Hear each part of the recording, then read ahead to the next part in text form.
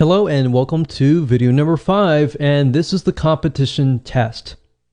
So the big misconception is that there's too much competition. Oh no, this is not a good niche to go into. If anything, that is actually far from the truth. Having a good amount of competition means that there is a buying market. Why? Because typically what this means is the competition has paved the way, they have educated the market, and they've placed products out there. If the market doesn't really know what the products are all about, your competition actually has to educate the market before people actually will buy them. So basically, instead of having to educate the market, you simply come in, provide lots and lots of value, and you can move in, you can find out what your competition is doing, what your competition is not doing, therefore is a demand in itself, and actually do it. So let me go ahead and show you how to find competing blogs, spy on them to do the necessary competitive intelligence. So technically you can go to google.com and do a search for blogs in your niche.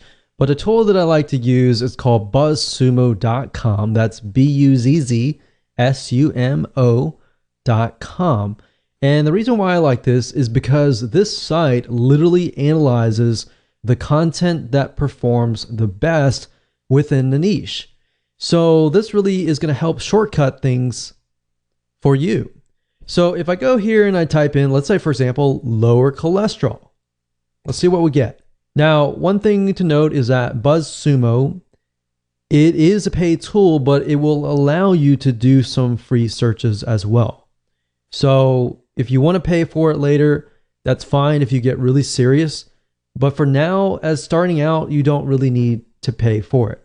So if I type this in, you can see these are some blogs or websites that are actually getting a lot of engagement.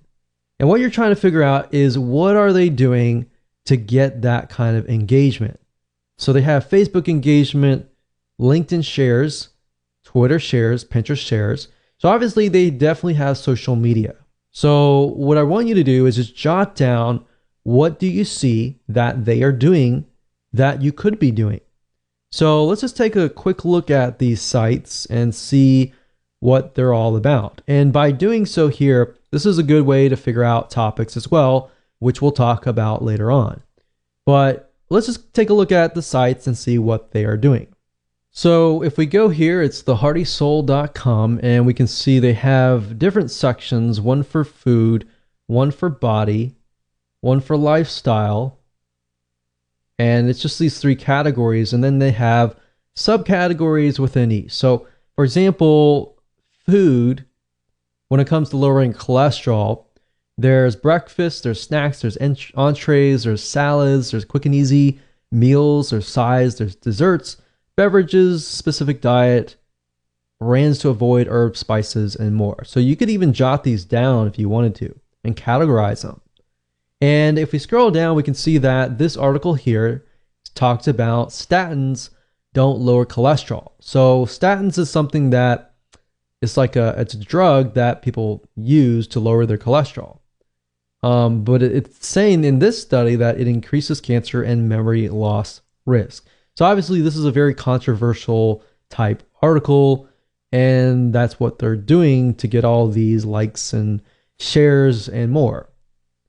Now, if we go to the other blogs and just take a look at how their site is laid out. So they have a topics. It looks like they have very, very general. It's not necessarily related to health, but they do have one section related to health. But this looks like it's just an article. But you can see the length of the article is actually quite long. It's a good, decent size article, maybe about 700. No, it looks more like 1,000 words. But nowadays, your articles and your blog posts can actually get to the length of, 1,500 to 1,000 words per blog post. And of course, if you have videos, that's good too, to get people to actually stay.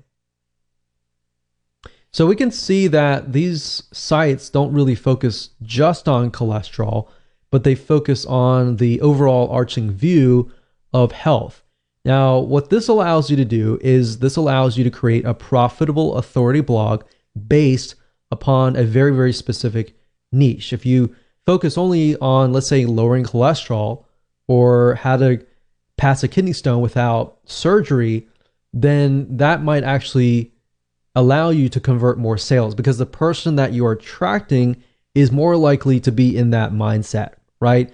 So, for example, if somebody comes to this blog, they might be interested in lowering their cholesterol, of course, because of lifestyle, but they might be coming here because they're interested in relationships.